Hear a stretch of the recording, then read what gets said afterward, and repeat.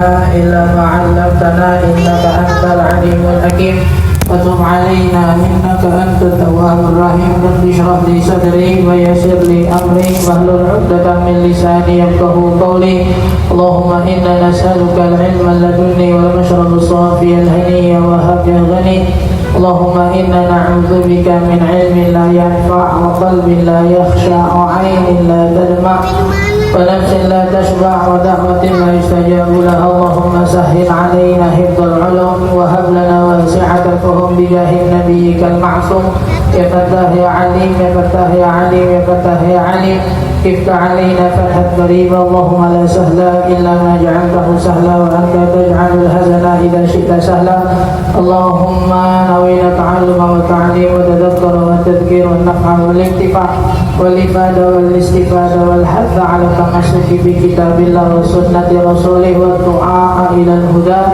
والدلالة على الخير ابتغاء وجه الله وقربه وثوابه سبحانه وتعالى.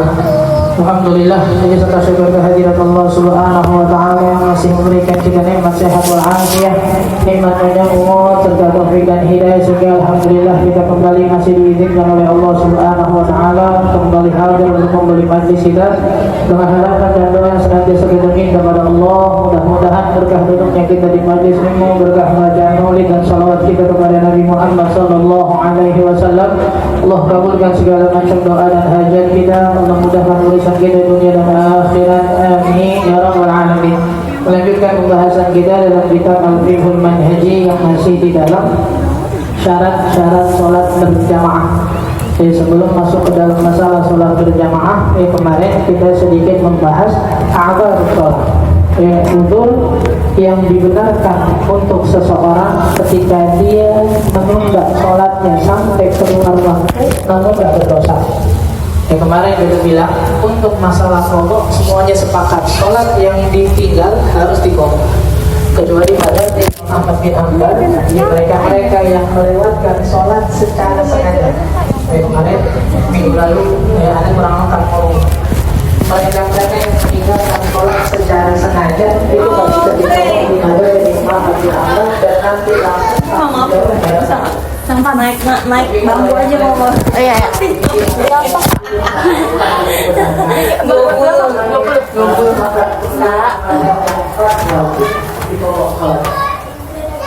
Kalian bilang tidur sama lupa itu menjadi dua alasan yang digunakan dalam tidur sama orang ketika dia mengeluarkan sholat dari rumah. Kering apa basah? Basah ya, kotor dikit.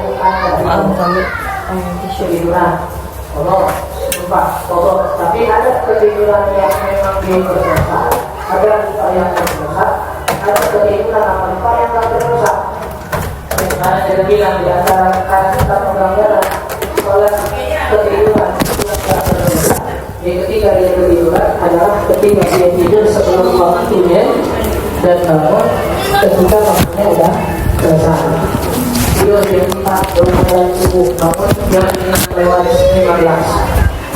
Berarti dia tidur sebelum dengan azan dan bangun waktu subuh udah habis. Gimana tidurnya, dosa enggak? Kalau tidurnya enggak dosa, berarti ketika dia bangun enggak wajib buru-buru qadha. Dia boleh mandi dulu, dia boleh santai dulu, dia boleh ngopi dulu, dia boleh ngapain dulu. Karena yang tadi tidurnya enggak dosa. Tapi kalau seandainya tidurnya udah dengan azan, berarti udah ada kewajiban dia buat sholat. Terus dia sengaja maksa buat tidurnya bentar, 1 jam, bentar bangun. Tiba-tiba kok dan bangun ya setelah waktu sholatnya habis. Tidur jam 1, tiba-tiba bentar ya, sama 2 bangun ya, sampai berarti tidurnya tadi dia dosa nih. Sekarang dia bangun, jangan lama-lama jangan. Sebenarnya udah mandi, urut sholat pokoknya. Kenapa? Karena kalau semakin dia berubah, dosanya semakin berjalan. Sama dengan masalah lupanya karena apa? Lupanya karena hanya Gimana? Kan di bawahnya sebelah. Dari nafkah atau membantu orang dengan syarat ya. Kayak kemarin kita bilang dengan syarat kalau seandainya dia dengar azan belum sempat buat sholat, minimal ada niat dalam hati buat ngerjain sholat, habis kerjaan ini selesai. Kenapa? Jaga-jaga kalau seandainya na'udzubillah, nasallallahu salamah wal afiyah, betul umur fi afiyah, dia ternyata meninggal belum sempat ngerjain sholat, paling enggak dia masih ditulis orang yang ngerjain sholat atau orang yang pengen ngerjain sholat. Tapi ketika dia ada kerjaan, dia gak ada niat sama sekali, dalam hatinya kosong, pengen ngerjain sholat, habis kerjaan ini selesai, terus meninggal belum sempat ngerjain sholat, maka dia ditulis orang yang gak pengen ngerjain sholat. Itu dia fungsi dari niat. Makanya kemarin kita bilang tadi, kalau ada keluarga kita capek banget, ya khususnya laki-laki misalnya kerja gak ada shift malamnya, dia pulang jam 3:30, 4, ya terus sudah berusaha buat jaga sholat subuhnya tepat waktu, ketiduran. Ya kita udah coba bangunin sekali nih, bangun bang, gak bangun juga. Kita tahu ngantuk banget dan kita tahu kebiasaannya. Kalau dipaksain dibangunin jam 5. Jam berapa ya? Jam 5. Bentar lagi dah, setengah jam lagi. Dan nyadarkan diri, pasti udah bangun tadi, dibilang, ditanya jam berapa sekarang? Jam 5. Berarti dia tahu tuh udah ada kewajiban sholat subuh. Kalau dia tidur lagi dan lewat subuhnya, mana jadi dosa. Mendingan jangan dibangunin, dengan syarat sesekali. Kalau tiap hari pulang begadang bilangin bini aku mau tidur ya sebelum subuh, jangan dibangunin, jangan gangguin. Kebiasaan jadi yang kemarin kita bilang, nantinya jadi dosa karena ngeremehin hukum agama. Itu berfungsi untuk sama semua teman kita. Dan ingat, kalau seandainya kita ditanya, tadi lu bangunin sadar nggak subuh jam 5? Enggak, sama sekali nggak sadar. Enggak, berarti emang kalau dia tidur lagi dia belum sadar, berarti nggak dosa. Tapi kalau emang tadi pasti bangunin sadar nggak? Iya, gue sadar tadi dibangunin, cuma gue tidur lagi. Berarti dia dosa nih, karena berarti udah tidur ketika udah ada kewajiban sholat, dan bangun waktunya udah habis. Masuk ke dalam kategori yang berdosa, bangun jangan ngapa-ngapain kecuali kalau sholatnya buru-buru. Itu a'dharu sholat. Jadi kalau dalam kitab Safina dibilang ukur sholat yang dibenarkan kepada seseorang, sekali lagi bukan untuk tidak mengqadha, cuma dia dikasih keluasan boleh nunda qadhanya kalau nggak dosa ya. Kita tadi kita bilang sepakat 4 ulama mazhab, kalau ada orang ketiduran dan lupa yang dibenarkan, sholatnya harus diqadha. Kecuali orang-orang yang ninggalin sholat sadar secara sengaja, ya Imam Ahmad bin Hanbal bilang nggak bisa diqadha, nanti langsung tanggung jawab di hadapan Allah. Jadi bedanya di situ. Bedanya cuma kalau dalam keadaan yang salah, lupa dan tidurnya, bangun buru-buru qadha. Kalau nggak, dosanya jalan terus. Tapi kalau seandainya dia lupa dan tidurnya dalam hal yang dimakruh, dibolehkan dalam syariat, diboleh yang lain dulu tuh, masak air, belanja sayur, apa segala macam silahkan, karena dosanya nggak berjalan. Nanti masuk pembahasan tentang masalah sholat jamaah, dikatakan ini syurutun man yuqtada bih. Jadi syarat-syarat dengan siapa kita boleh bermakmum. Yang kata beliau, la budda fi man yakunu imaman tatawaffaru fi syurutun muayyanah. Orang kalau menjadi imam ada syarat-syaratnya. Ya, bukan sekedar maju, yang penting gua hafal gerakan dari takbir sampai salam. Enggak. Ya, ada syarat-syaratnya. Aktsaruha nisbiyah. Ya, kebanyakan relatif lah, hasbah halil makmum, lebih ke arah ke makmumnya. Wa nulakhisuha fil umuri tadiyah. Jadi antaranya intinya kata beliau yang pertama, alla yakuna al-makmum, alla yakuna al-imamu makmuman. Gak boleh kita ngejadiin orang yang masih jadi makmum kita tekuk jadi imam. Karena namanya imam, innamal ju'ila al-imamu liyutamma bih. Namanya imam itu harus diikuti. Gimana nih orang mau diikuti sedangkan dia masih ngikutin orang lain? Makanya gak bisa. Lihat-lihat dulu, jangan main tekuk aja tahu dia masih ngikutin orang. Jamaah kagak, kereta iya jadinya enggak. Satu, tambah lagi satu main tekuk aja lagi terus ke belakang. Ya la yakunu imamu makmuman. Jangan sampai orang yang kita jadiin imam dia sendiri masih menjadi seorang makmum. Beda halnya masih sebagian orang nggak paham. Kalau seandainya dia masuk, imamnya selesai, Berarti kan dia masih lanjut nih. Nah kalau dia udah lanjut itu dia udah sendiri, berarti udah boleh dijadiin imam. Yang nggak boleh dijadiin imam kalau dia benar-benar masih jadi makmum sama orang. Tapi kalau imamnya udah selesai, dia lanjutin sendiri, itu dia udah sendiri. Sebagian orang pahamnya nggak boleh dijadikan imam orang yang tadinya makmum, bukan orang yang tadinya makmum, bukan, tapi yang lagi jadi makmum, yang emang pasti kita mau jadi imam dia masih jadi makmum. Ada pun udah sendiri namanya. Kita mau jadi imam silahkan, nggak masalah. Itu yang pertama. Yang kedua, Allah ya'lamal muqtadi butlana salati imamihi aw ya'taqidu dzalik. Yang kedua adalah boleh kita jamaah sama orang dengan syarat kita nggak mengetahui bahwasanya imamnya sholatnya batal. Kalau di sini dikasih contoh kayak orang lagi ke gunung misalnya, kan nggak tahu arah kiblat nih, itu masing-masing berarti harus ijtihad, berusaha nyari arah kiblat. Yang satu pakai bintang misalnya, yang satu pakai kompas, pas banget lagi mau nyari arah kiblat beda. Yang ini ngarahnya ke sono, yang ini ngarahnya ke sono. Boleh nggak sholat jamaah yang begini? Nggak boleh. Kenapa? Karena yang ngadep ke sono pasti nganggap yang begini sholatnya batal. Yang ngadep sini, yang ngadep sini dianggapnya batal. Berarti yang ini nggak bisa jamaah. Contoh paling gampang, kita tahu ini orang tadi wudunya batal. Kita tahu ini orang wudunya batal. Cuma mungkin dia lupa, dia maju jadi imam. Kita tahu ini, benar tahu, bukan ngira-ngira, bukan. Kita tahu ini orang wudunya batal. Orang tadi ke kamar mandi sama saya wudu, dia belum wudu. Tiba-tiba karena ngobrol sama orang, lupa belum wudu, langsung aja masuk ke musola, masih suruh jadi imam lagi. Maju dia jadi imam lah. Pas kita mau masuk, dia jadi imam. Masa belum wudu tadi? Berarti di sini kan kita tahu imamnya sholatnya nggak sah karena nggak punya wudu. Kayak begini berarti kita nggak boleh sholat di belakang dia. Atau pas lagi mau sholat, yakin banget kita lihat ada najis di bajunya yang nggak dimakfu.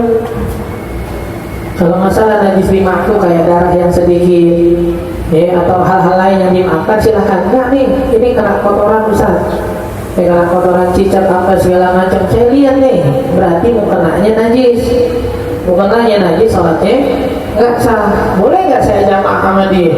Urusan dia kan urusan sama Allah, nggak bisa. Pokoknya kapan kita mengetahui imamnya sholatnya nggak sah atau batal karena sesuatu, berarti kita nggak sah jamaah di belakang dia. Apalagi yang membatalkan sholat 3 kali gerakan, misal pas lagi jamaah atau sebelum jamaah kita lihat imamnya beribik banget ya. Bukan gerak dulu lagi nih, beribik. Waduh, gerak dulu apa segala macam sampai 3 kali betul-betul. Pas kita lihat, oh imam batal ini, sholatnya batal. Boleh nggak kita maju jadi makmumnya dia kan? Jadi itu kaidah paling pertama, kita nggak boleh jadi makmum orang-orang yang kita tahu sholatnya nggak sah. Yang pertama nggak tahu. Ada gambaran lain? Gambaran lain itu bukan tahu, tapi meyakini sholatnya nggak sah. Apa contoh paling gampang? Masalah Bismillah. Kayaknya hampir semua kita yang di sini kan penganut mazhab Syafi'i yang beliau katakan innal Fatihah rukun min arkani shalah wal basmalah minha. Bahwasanya Fatihah itu adalah rukun dari sholat dan Bismillah adalah bagian dari Fatihah. Ayatun minha. Bahwasanya Fatihah itu adalah Bismillah itu adalah masuk ayat dari Bismillah. Kalau kita pernah bahas rukun, sholat, jangankan satu ayat, satu huruf aja hilang, sholatnya nggak sah. Tasdid itu 2 huruf. Kalau ada orang yang baca Bismillahirrahmanirrahim, Alhamdulillahirabbil alamin, Ar-Rahmanirrahim, kayak anak TPA lulus, Maliki Yaumiddin, ini tasdidnya nggak kena semua nih. Berarti huruf-hurufnya banyak yang hilang. Sah nggak Fatihahnya? Nah. Kali-kali kita wasiatin ya, yang masih ragu dengan Fatihahnya jangan ragu-ragu datang ke temannya, ke ustazahnya buat ngecek bacaan Fatihah. Fatihah nih, masya Allah nih, kita lemah dalam masalah sholat salah, di kitanya udah nggak sah tuh. Ya, ini Fatihah kalau seandainya dia nggak baca Bismillah berarti kan nggak sah. Kadang-kadang kan kita dihadapi nih sama orang-orang yang nggak baca Bismillah dalam mazhab mereka. Nah, permasalahannya di mazhab lain itu nggak boleh baca, nggak baca Bismillah. Ada sebagian mazhab yang baca tapi nggak dikencengin. Ada yang nganggap Fatihah itu nggak Bismillah, Bismillah itu bukan Fatihah. Jadi amin Allahu Akbar, Alhamdulillahirabbil alamin. Ada beda lagi. Allahu Akbar diam, baru Alhamdulillahirabbil alamin. Kenapa? Bismillahnya pelan. Sebagian imam Masjid Nabawi, Masjidil Haram tuh praktekin. Cuma karena mic mereka kencang kan, mau kata Bismillahnya pelan jadi kedengaran juga kan. Tapi beda tuh. Dari situ kita belajar. Ketika mereka Allahu Akbar, Bismillahirrahmanirrahim, baru kencangan nih. Alhamdulillah, dibaca Bismillah, cuma pelan. Kalau ketemu yang begini, kita masuk ke poin yang kedua. Kalau poin yang pertama tadi kita bilang kita tahu imamnya sholatnya nggak sah, batal karena najis atau garam. Kondisi yang kedua, kita yakin nggak imamnya nggak sah? Sholat di rest area, sholat di mall, jamaah, maju nih. Ini sekali lagi kita bilang salahnya kita ya, kadang-kadang suka tawafut bukan di tempatnya. Suruh sholat maju jadi imam, wah aneh bukan siapa-siapa, terus aneh masih banyak apa segala macam. Maju deh orang jadi imam, Allahu Akbar, Alhamdulillahirabbil alamin. Ya tidak baca Bismillah lagi. Suruh maju loh, oh gak tadi ada orang maju loh komen. Maju, biar sholat kita lebih tenang. Masalah sombong, masalah hati. Masalah sombong, masalah hati. Tapi biar ente yakin sholat ente sah, mendingan ente yang maju.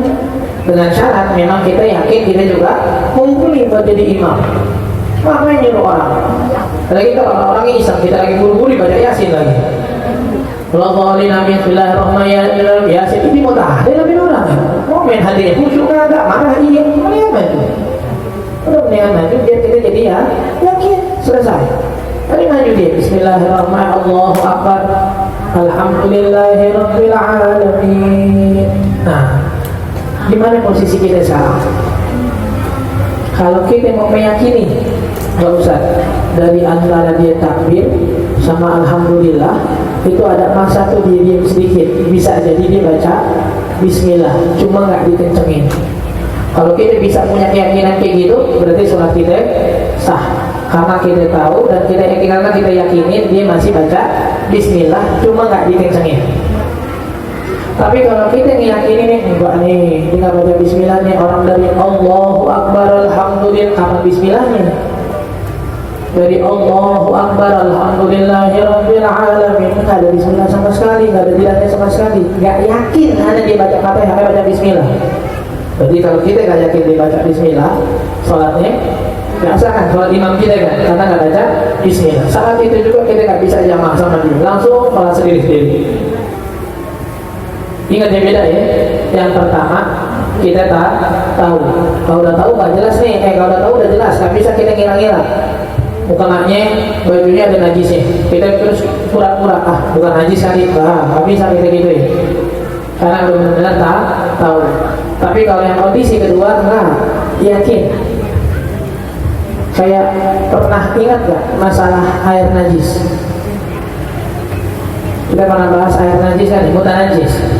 Kalau ada air nggak jelas di jalanan, atau kita lewat gang di atas, dari atas rumah ada cipratan air, nggak kelihatan nih, apa baju lagi dijemur apa segala macam. Jadi gambarannya sama kayak yang tadi. Kita mau ngeyakinin apaan? Kalau seandainya kita yakin, wah ini makanya air najis nih, bekas mandi apa segala macam, air kamar mandi, berarti ketika air itu kena badan kita hukumnya jadi najis, karena kita meyakini itu. Tapi kalau kita nggak yakin, kita yakini cuma air cucian doang, berarti suci aja. Makanya terkadang keyakinan itu berpengaruh terhadap sebuah hukum. Yang kita bilang ada seorang laki-laki jalan di bawah rumah. Habis itu ada seorang perempuan ibu-ibu dari atas rumahnya nyiram air, buang air. Pas lagi ditanya, pas lagi kena air itu, lakinya langsung tanya, ayun mahal, pemulana, ini air apa nih yang dibuang dari atas nih? Jawaban perempuannya jawaban pintar. Enggak ditanya, najis, kamu bayar? Najis atau kagak? Kata si perempuan, soal buka yunajisul ma. Pertanyaan ente yang jadi bikin air jadi najis. Kenapa kok jadi pertanyaan aneh? Nah, kalau ente nggak tahu tadi mau air kencing pun ente nggak tahu, jalan-jalan aja. Gara-gara ente tanya, anda harus jawab kan? Itu air kencing anak-anak tadi, najis nggak salah? Najis. Makanya terkadang hukum tergantung keyakinan. Masalah Fatihah tadi juga. Dan ini jadi ada apa namanya agak sedikit gampang lah buat kita. Gampang apa? Kadang-kadang sebagai dari kita langsung ketika sholat di mall di rest area nggak dengar Bismillahnya langsung wah nggak asal nih sholat ulang. Karena poinnya bukan tahu tapi ya yakin. Kita yakin nggak dia nggak baca Bismillah? Wah, ini yakin banget sih. Dia mungkin biasanya nggak baca Bismillah. Gitu salah. Kalau kita meyakini gitu, sholat ulang sekarang berarti. Karena tadi jamaah itu nggak sah. Tapi kalau yang yakinin, aneh sih yakinin baca Ustaz. Kenapa memang? Aneh kenal dia atau aneh tahu tadi pas lagi sholat tuh ada jedanya diam dari setelah takbir ke alhamdulillah. Cukup baca Bismillah, yaudah berarti sholat itu sah.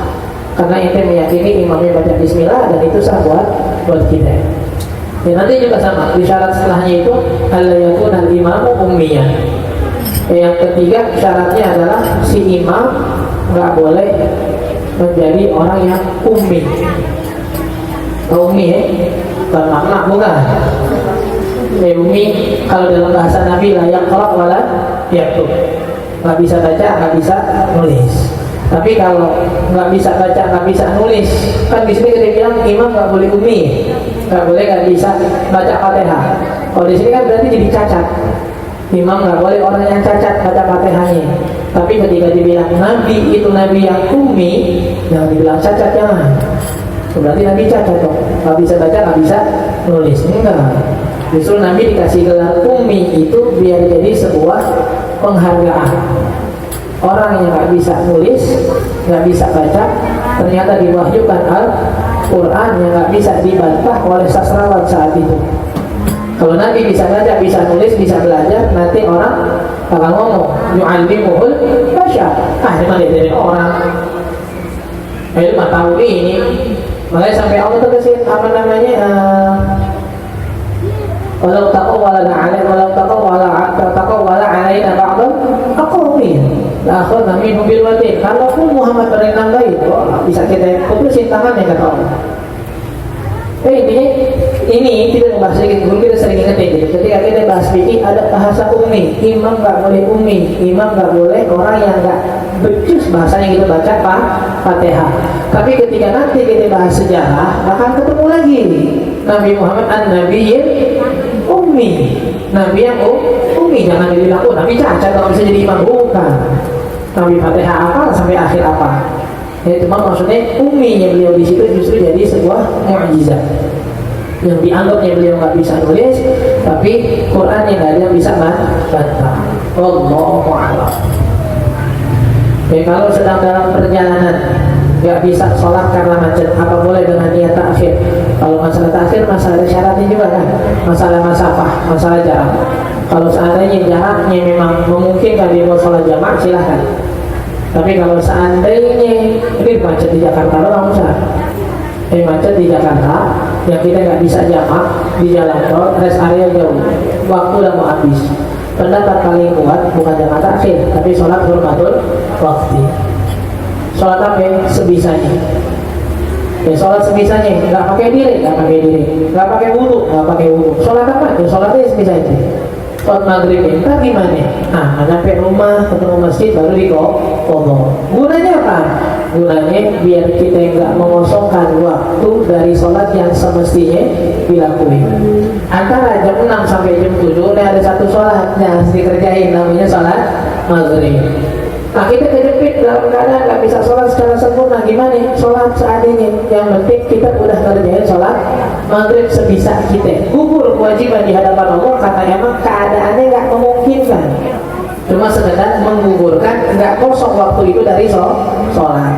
Cuma karena wudunya kagak, dirinya kagak, ngadep kiblatnya kagak, dia harus qadha nantinya secara sempurna.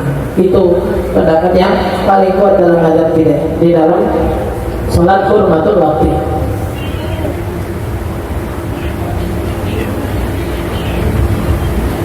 Orang yang sudah meninggal kemudian keluarganya bayar fidyah dengan niat untuk mengganti sholat yang tertinggal selama jenazah masih hidup. Sholat itu kiasan. Yang benar ada dalam Al-Quran masalah puasa. Kalau masalah ingat yang hampir mendapat fidyah sholat itu Imam Suyuti. Imam Syafi'inya enggak, seingat aja. Imam Suyuti yang hampir mendapat fidyah dari sholat. Tapi yang aslinya ada fidyah dalam agama itu, fidyah itu to'amu miskin, fidyah itu to'amu miskin. Itu masalah puasa. Kalau puasa emang bisa difidyahin, sholat enggak.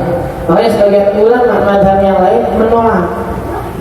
Termasuk yang tadi kita bilang Imam Ahmad bin Hanbal mengapain dan fidyah udah selesai dia sama Allah. Dan sekarang Masya Allah ketika ada orang-orang yang mohon maaf banget kurang berilmu dengar masalah fidyah sholat itu jadi digampangin. Bagi orang-orang kaya mereka kalau mau meninggal bayarin fidyah. Dan mohon maaf banget ya, pada sampai sekarang nggak tahu nih kenapa fidyah sekarang jadi gengsi-gengsian. Oh Haji Fulan kemarin fidyahnya sampai 10 karung. Nah banyak banget sholatnya berarti. Dan habis itu ada orang yang memang sakitnya cuma 7 hari kali 5 berarti kan 35 mut. 35 mut cuma 30 liter, 28 liter. Beli yang 25 kilo selesai. Cuma pas kita bilang oh berarti fidyahnya cuma 25 kilo. Nah masa fidyah 25 kilo doang, usah angkatnya gimana? Nggak usah kayak diangkat, mau ngapain? Bagiin aja langsung. Ini gara-gara kita nggak ngerti juga proses pengangkatan itu buat apaan sebenarnya. Jadi kayaknya kalau ada orang meninggal, fidyahnya banyak, seruang tamu bererel, oh ada Masya Allah nih, Masya Allah. Harusnya kita yang mahal kalau dibilang buat ganti sholat, banyak banget berarti nggak sholat. Kalau buat ganti puasa, banyak banget berarti nggak puasa. Bukan kayak gitu. Kalau seandainya benar ada orang sakit tahunan, itu fidyah saya berikan ke jamaah yang luar, kita kembalikan lagi, jamaah dalam kita kembalikan lagi. Kenapa? Mungkin dia punya fidyahnya sedikit, yang harusnya dibayar 300 punya cuma 100. Akhirnya dioper tuh yang pertama 100, ketika kurang 200 kan. Jamaah yang terima kan bilang lagi kita wakilkan, kita kembalikan. Berarti dikasih lagi ke tuan rumah, butuh lagi nih 100, kita kasih ke jamaah bagian dalam, kurang lagi 100. Jadi kurang lebih itu fungsinya. Bukan biar gaya-gayaan makin banyak makin keren ya. Kalau kita ada sampai pernah nanya gitu pas pertama kali ngeliat adat di Indonesia, ini orang pas lagi diceritain sambutan keluarganya, katanya mohon maaf kepleset di kamar mandi sakit 2 hari meninggal. Banyak amat ini 2 karung. Maka dibilang ya mungkin dulu sering gak sholat Ustaz. Wah ini gak terima banget nih, sering gak sholat jadi video doang enak. Besok lo mau ngapain? Mau kaya biar kalau gue mati gampang videonya selesai. Yang miskin tetap ketir. Kalau gue mati gimana ketemu malaikat yang gak punya duit mau bayar fidyah ya, itu jadi sholat gara-gara masalah fidyah karena jadinya nggak bilang. Nah dia bilang sebagian menolak karena alasan ini, tapi sebagian tadi mau pakai kalam Imam Suyuti sih terserah. Ini hanya usaha. Ganti sholat Jumat dengan sholat zuhur. Kalau ketiduran silahkan. Sama tadi kita bilang gitu, pulang jam 10 pagi, pengen usahain sholat Jumat, jam 11 ketiduran. Bangun, sholat Jumat udah selesai. Gimana ya? Ganti itu. Tapi kalau sengaja, aku tidur jam setengah 12, karena bangun zuhur terus selesai. Kalau kan bangun asar deh, jangan. Kalian bilangnya jadi masuk kasusnya ngeremehin hukum agama nanti. Tapi kalau Jumat kelihatan emang kudu. Kalau di dalam masjid jangan, kamar aja kalau buka peci jangan. Ya kalau dalam masjid emang boleh nggak boleh, emang bener nggak boleh ada 2 imam, nggak makruh. Kalau haram nggak makruh. Tadi ngapain sih ada 2 imam? Kalau kita nggak yakin, tungguin selesai. Jangan jadi imam. Itu ngasih lihat banget kita jadinya. Aneh sih. Jadi ngasih lihat banget kita kan jadi saling curiga. Lu ngapain nggak ikut jamaah dia? Jelek imamnya. Tapi ngapain nggak ikut jamaah dia? Wah yakin sama sholatnya. Makanya jadi makruh. Nanti bikin fitnah di tengah orang-orang jadinya. Tapi kalau dibilang nggak boleh, bukan dalam kasus haram nggak makruh. Nah itu dia, kalau di rest area gimana? Nah, jadi kalau di rest area itu sebenarnya banyak caranya. Banyak caranya. Kalau seandainya kita mikir ini dia orang jamaah apa kagak ya, kita mau jamaah dia nggak tahu dia apa kagak, niatnya bisa diatur, itu tak ada dibahas. Terus kalau seandainya apa namanya ini jamaah apa kagak, kita mau empat nih, itu sholat aja, nggak usah ngurusin orang. Dia mau ngikut kita, berarti dia siap kalau kita harus 4 rakaat. Dan meskipun banyak guru-guru kita pun bilang kalau seandainya di rest area dimaklum lah, karena sebuah hajat, maksudnya sebuah kebutuhan. Kalau aneh nunggu dia selesai dulu bis jalan. Ya kalau seandainya aneh gabung sama dia niatnya kosong, malah jadi 4 rakaat. Tapi kalau di masjid yang normal, nggak ikutin aja ya. Kalau 4 ikutin jamaahnya dia. Kalau kita nggak yakin bacanya nggak bagus, dia pura-pura wudhu dulu apa segala macam silahkan. Beli jamu, botolnya bekas miras, boleh nggak? Yakin nggak dicuci malam? Kalau yakin, silahkan. Jadi kalau nggak yakin, berarti ya. Apakah boleh wadah yang bekas makan minuman haram dijadiin tempat makan minum? Walaupun dasarnya udah nggak boleh. Kalau seandainya kita hukumi najis, sama aja kena kotoran. Gelas kita, panci kita kena kotoran. Habis kena kotoran, boleh dipakai nggak? Boleh, bisa habis dicuci, sama. Kalau miras itu kita bilang najis, itu berarti sama dicuci, habis itu efek najisnya hilang, silahkan dipakai. Cuma lucu aja, beli jamu tulisannya bintang.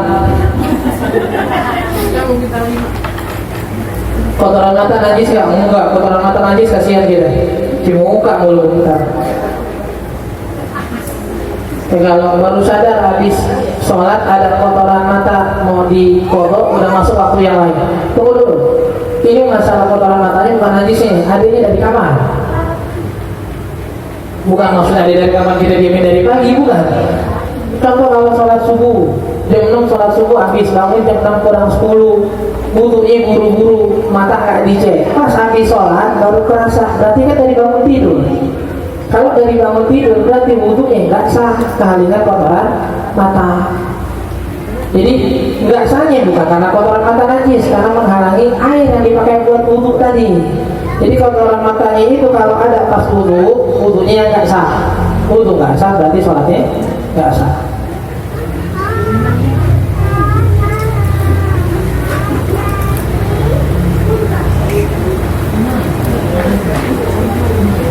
Ya, kalau sholatnya jahat, sholatnya kedengaran, kita bisa nilai bisa. Tapi kalau sholatnya dia nggak bersuara gimana?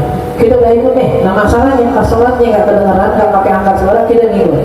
Pas lagi sholatnya kedengaran, baru tahu fatihahnya ada yang salah. Nah pas tadi kita sholat sir itu, sholat yang nggak ada suaranya, sholat kita gimana? Tergantung. Karena kita tadi kita bilang, yakin nggak pas sir dia salah juga?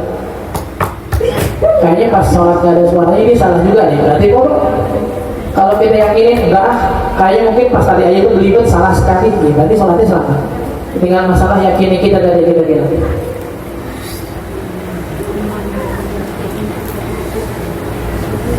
Bagaimana pandangan perempuan yang melakukan safar tanpa mahram? Kemarin ini di malam Senin baru ada pembahasan. Min Domanatil wiqaiyah fi tarhibiz zina. Dari salah satu langkah penjagaan Islam yang Islam lakukan agar tidak banyak terjadi perzinahan, tahrimu safaril mar'ah bi ghairi mahramiha, melarang perempuan pergi tanpa adanya mahram. Gimana Islam mandangnya? Mandangnya begitu. Kayak kita bilang, khususnya yang belum punya suami. Kalau nggak punya suami berarti belum punya suami, kalau punya suami berarti ini sama orang tuanya. Kalau belum punya suami berarti ini sama orang tuanya. Gimana nandangnya? Itu yang salah satu yang paling keras dalam masalah izin suami itu kan dua. Satu masalah ranjang, dua masalah keluar. Ya, terus gimana Ustaz dalam keadaan sekarang? Nah, harus selalu bilang, kalau seandainya Islam sudah mengajarkan hal kayak gitu, kenapa harus kita gampang? Kalau Islam sudah bilang, ya dibilang di situ ya, apa namanya? Kemarin kita belajar di satu kan, wa aqrabu ma yakunul mar'atu min rabbiha wa huwa fi qa'ri baitiha. Dan dan posisi perempuan yang paling dekat sama Allah ketika di dalam satu keadaan di dalam ruangan rumah yang paling dalam.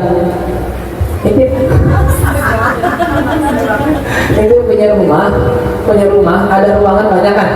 Mana ruangan yang paling dalam yang paling mungkin gak kelihatan orang? Di situ Allah paling ridho.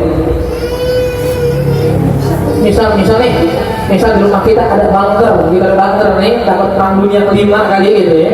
Dia masuk ke bunker, Allah lebih ridho kita di situ. Tapi nggak bisa Ustaz, sekarang kita kejepit dengan kuliah kita yang membuat keluar, sekolah kita apa segala macam, kerja kita. Nah itu dia. Kita sama-sama kita sama-sama ketika terjepit jangan terlepas tangan. Kalau seandainya kita bilang diharamkan tapi keadaannya kejepit, silahkan kerja. Tapi usahain jangan pulang malam sendirian. Kalau bisa minta jemput dengan mahram, minta jemput. Ya jangan selalu kita bilang, jangan selalu ketika ada peraturan Islam. Terus sekarang dengan zaman yang semakin kayak gini kita terjepit, kita bilang mau gimana lagi? Jangan. Lakukan sebisa mungkin apa yang Islam suruh. Bisa suruh di rumah dulu, bisa suruh jemput dengan apa namanya, dengan boncengan dia mahram itu jemput. Bisa jangan apa namanya pergian gak sendirian gitu. Ya. Kan kita bilang kadang-kadang buat perempuan ya, mohon maaf kalau udah bisa merasa ngelakuin apa-apa sendiri, mundur lah. Mundur, balikin ke diri kita yang ada memang Allah titipkan sifat lemah buat juga bergantung dengan suaminya atau laki-laki. Kenapa? Anda bilang juga ke laki-laki, jangan pernah biarkan bini ente mandiri. Maksudnya jangan pernah biarkan bini kita mandiri gimana? Jadi kalau dia butuh apa-apaan minta anterin ke pasar anterin. Dia minta belanja temenin. Kenapa? Jangan dihidup bersama, sendiri juga bisa, jangan. Dan perempuan yang bisa sendiri repot. Jadi berantem dikit aja, setan masuk. Nah, kalau butuh dia sendiri juga bisa. Selesai. Ya, mahal kalau dia lagi biarin. Udah mau sama biarin. Udah kerja ya, nemu apa-apa di itu ada selesai. Hampir semua sekarang terjadi perceraian kebanyakan alasannya. Kalau ditanya boleh nggak perempuan kerja, silakan. Satu, jangan di tempat yang haram. Dua, jangan makan uang yang haram. Tiga, kapan ketika kerjanya mulai dibikin meremehkan suaminya dulu. Salahnya berarti ini. Benar, jadi ada dua pemimpin di rumahnya. Kalau anak udah balik, susah dibangunin semua, masih tanggung jawab orang tua. Selalu kita bilang, hadis kata Nabi, yang lihat kesalahan disuruh rubah. Kalau orang umum aja disuruh rubah, apalagi anak sendiri di rumah. Dan orang tua nggak cukup. Ketika bilang bangun subuh, iya bu, enggak, serah lo dah. Nah, orang tua punya kewajiban buat maksa. Puasa Daud udah 2 bulan, pas Muharram jatuh pas lagi nggak puasa, gimana Ustaz? Puasa aja kan Rafi. Kalau itu nggak ngilangin apa namanya istiqomah puasa Daudnya, karena dia berpuasa di hari yang memang juga dianjurkan. Perjalanan saat naik pesawat belum sholat asar, pas sholat tujuan udah sholat isya, jadi tadi berarti harus sholat hormatul waktu. Nanti di pesawat sholat asar sebisanya. Maghrib bisa dipotong isya juga, bisa dijamah isya juga.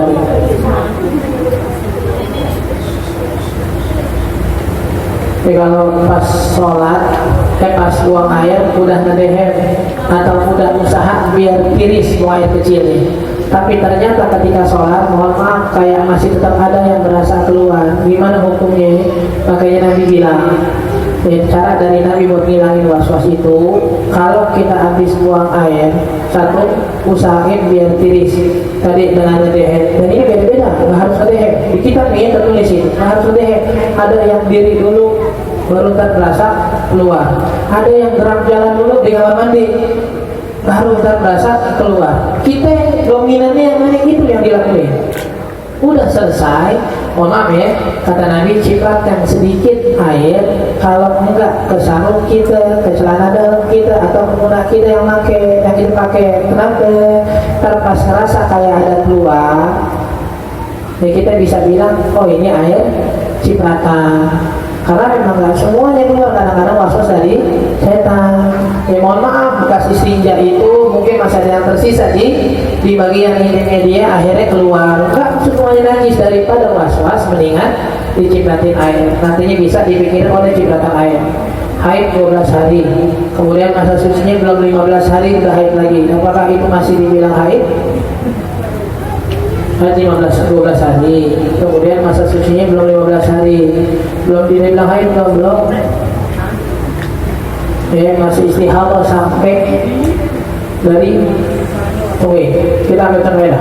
Ini 15 hari, yang belum 15 hari ini kita bilang 13. Berarti 3 yang ini ambil ke 12 yang pertama, jadi 15 haid ini. Berarti kan sisa 10 kan, dari 10 tambahin lagi 5, biar jadi masa sucinya 15.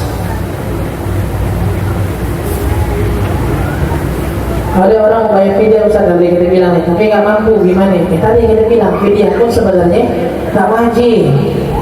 Fidyah nggak wajib, kita punya duit alhamdulillah. Malah yang lebih tegas hadisnya bukan fidyah, sholatin. Bukan sholat jenazah, bukan. Berapa kali dia sholatnya? Kita sholat qadha buat dia, bukan fidyah. Itu lebih kuat masalah sholat. Sholat anhu waliyu, shoma anhu waliyu.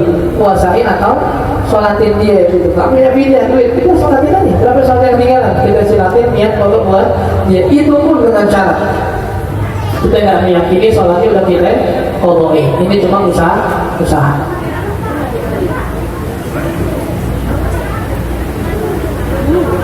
Ustaz, kita pakai make up, terutama maskara. Kita nggak tahu nih maskara siapa yang bakaran. Tapi kita tetap sholat Ustaz. Ini nggak nembus air nih maskara nih, tapi kita tetap sholat. Kenapa? Karena rasa takut ninggalin sholat. Bohong namanya. Buatannya bohong namanya. Kalau ente benar takut ninggalin sholat, terus maskara nih, bukan sholat nggak pakai wudhu. Ente udah tahu sholat nggak pakai wudhu hukumnya nggak sah, lebih sayang maskaranya, mau ngapain? Bohong namanya, takut bohong di sini. Lo ini sendiri yakin kok sholat nggak pakai wudhu itu nggak sah. Udah jadi maskara deh, pakai HP yang lain deh, bisa yang sekali siram rontok semuanya apa pakai dan udah. Kalau yang begitu sholat nggak pakai wudhu nggak sah. Terus ada pakai maskara bisa, tapi ada takut. Karena mau wudhu nggak nembus, saya ada sholat aja dah daripada ninggalin sholat. Udah ninggalin sholat emang. Nah, sholat nggak pakai wudhu, udah ninggalin sholat. Ngapain? Kalau benar takut, maskaranya. Kalau benar takut, jangan make up tadi yang bisa nggak bikin wudhu. Kalau takut rugi, jangan beli dari awal dah. Saya Ustaz tahan, jangan beli dari awal. Berarti kalau sayang, ya kan? Nggak usah. Allahu a'lam. Semoga Allah jadikan ilmu yang manfaat dunia dan akhirat, berkah segala macam doa dan hajat kita. Allah mudahkan urusan kita.